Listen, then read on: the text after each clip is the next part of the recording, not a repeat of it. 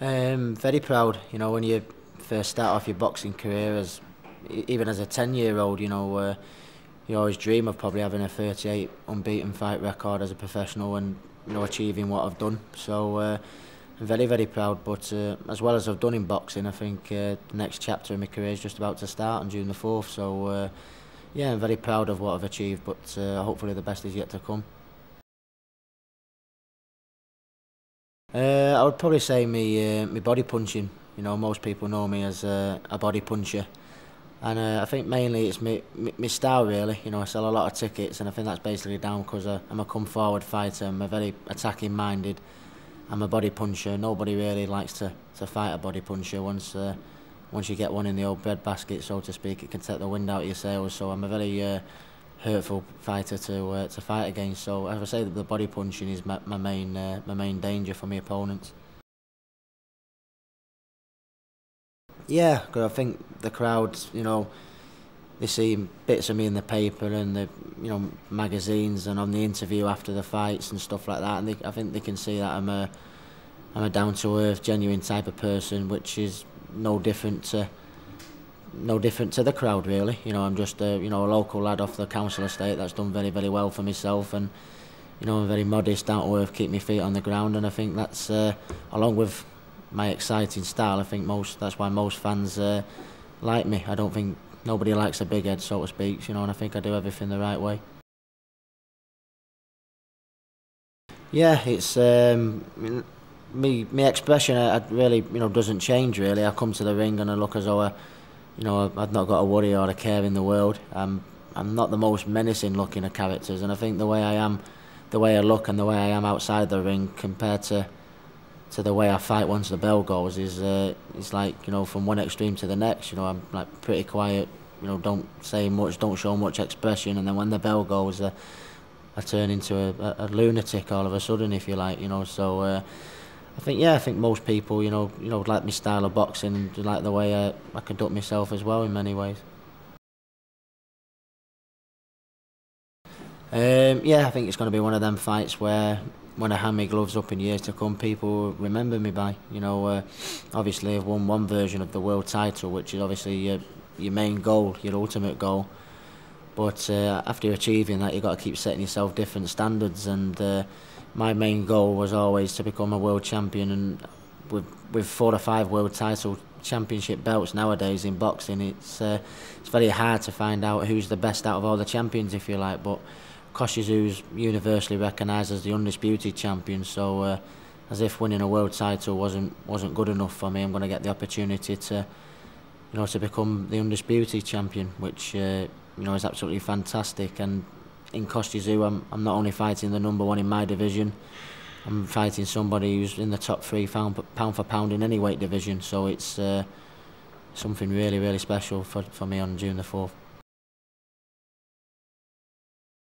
I couldn't have enough respect for Kostya Tszyu with with everything he's achieved. He's unified the belts, which doesn't happen too much in boxing nowadays. So yeah, the respect I have for him is huge. He's just come off a 2-year injury break where he fought his #1 contender Shanbei Mitchell, and he knocked him out in 3 rounds. So to put in that type of performance after a 2-year break just shows you why he's the #1. So he's very, very dangerous. He's a very, very big puncher, but styles make fights. And I think I have an advantage in speed. Obviously, youth. There's a lot less miles on the clock as far as my career is concerned. He's been in a lot of big fights and tough fights, and although he's never looked as good as he has done recently, I think I've just got the tools to do the job. So I think it could be not only a big night for myself personally, but a great night for British boxing to try and beat one of the best pound for pound fighters in the world. Well, his main strength is his right hand and his punching power, and I think if he studied me, he won't want to be wasting many punches. He'll be trying to get that haymaker in, because I don't think he'll. One of my best attributes is my work rate, my volume of punches, and I think deep down he probably knows he won't be able to stay with me for pace and tempo.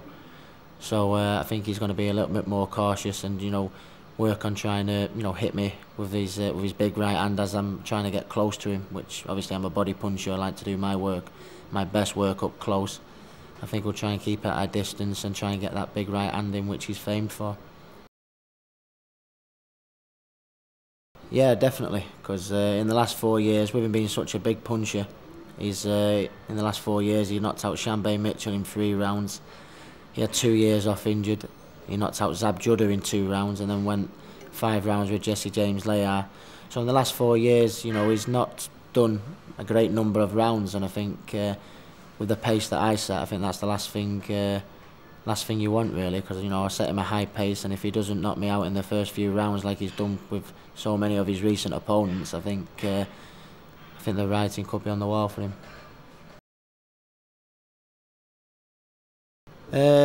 You know, at this level, sometimes, you know, I mean, no matter how experienced you are, if you go into someone's backyard, 22,000, you know, baying for your blood type thing, even the most experienced, it would affect you. But you know, only by the slightest of margins, because once you get to this level, you know, you've been there before, you've had so many fights, and a ring's a ring, and you know, it's, you know, what happened when the bell goes, the crowd, you know, can give you the support, but they can't get in there with you. So yeah, I think it will give me a slight advantage, but I think only very slight, you know, particularly at this level. You know, I don't think it makes too big a deal. Absolutely, yeah. I mean, I won the WBU world title, and the first thing you do when you win a title is you want to make a few defences. Obviously, you know, establish yourself, you know, enhance your reputation, and put a few quid in the bank, so to speak. But you know, I've made 15 defences now, and you know, it was time. I've been asking my promoter Frank Warren to get me some unification matches, and the last 12 months I've been a little bit worried because big fights had fallen through, and I was starting to get a bit dejected with you know, defending my title. I wanted to go in there and fight the best and the other champions in the division, and they were falling through. But you know, thankfully, you know, I got the biggest fight out there against the undisputed champion. So and I've got it at a position where if I'd have had it maybe 3 or 4 years ago, you know, 3 or 4 years ago I wasn't the fighter I am today. So I think, you know, I'd have had a good chance 3 or 4 years ago, but now I think I've got a definite chance of winning. That's right, yeah, I tend to fight very regular. You know, I've had last year I had 4 fights, which not many people do that at 12-round level nowadays, you know. So but this has been the longest gap in between fights, so therefore I've gone into to training camp longer, because obviously you know, with a longer time out, you put a little bit more weight on than usual, so you want to give yourself longer time so you do everything correctly and you don't cut no corners. And basically, just the sheer size of the fight, you want to be able to do everything gradually and steady, rather than you don't want to be in a position where you're rushing any part of your training, really. So things couldn't have gone better in the build-up for this one. Well, you go. This will be. I've been in training 10 weeks already. I've got like another 4 weeks or so to go. You know, to the fight. So a lot of hard work's been done. At first, you just ease into it. You work more on long, steady workouts, just to drop a few pounds, and then as the fight gets nearer, you build the rounds up. You start your sparring, your pad work, your body belt work, your weight training. But you know, basically, then you get your sparring partners in about a month before the fight, which are as near mirror image style-wise to your opponent, you know, and you basically go from there, along with constantly watching the tapes and, you know, of your opponent, so you've got an imprint fixed in your mind of what exactly he does best and what exactly his weaknesses are. So and that's over maybe a 12 to 14 week period, so it's very hard work, but you know, 12, 14 weeks is a long time, so when the fight comes, you know, you couldn't have done any more. A win on this fight would be absolutely massive. I mean, I'm very popular now, you know, with as you can see, with the amount of tickets I sell. No matter who I fight, you know, it's always a packed house whenever I fight. But you know, I've beat some good names in the past, but this is a step up. You know, is one thing.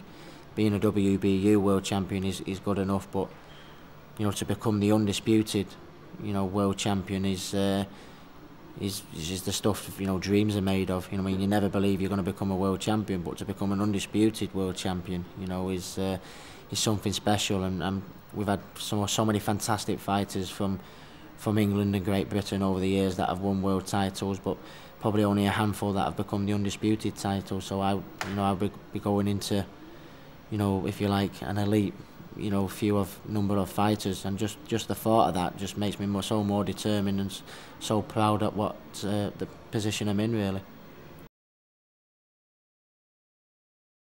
I couldn't be any more confident. In fact, at times I want to shout it from the rooftops, how confident I am going into the fight. But it's not really my. I don't make bold predictions. I'm not a fighter that says I think I'll knock him out in this round or that round. So I'm not going to. Although I feel very confident, I'm not going to start doing it now. I think if you start acting differently to what you normally do, then people say, "Oh, is he doing it because he's a bit nervous or a bit more scared?" I just couldn't be any more confident, and. I won't make a prediction. I won't say I'm going to win by knockout or anything, but I'm definitely going to be bringing that belt home. No, I'm very, very happy with that, because at the end of the day, I don't wish to. I mean, it's very hard to be critical with someone like Kostya Tszyu with what he's done, but that statement, is fantastic for me, because I think he's right off the beaten track. I think the way I look for my body punches and, precisely, probe and set my opponent up, to pick the body shot out is a big feature of my game. But I think when Kostya Tszyu, because I throw so many punches, he probably thinks I'm not thinking about, where I'm throwing them, but he's got that totally wrong. You see, Kostya Tszyu doesn't waste many punches, he doesn't throw half the punches I throw, but that doesn't mean he's more precise than me. I throw more punches, I have a high work rate, but I know exactly where they're going, and June the 4th, you might end up regretting them words. In fact, I'm sure he will be.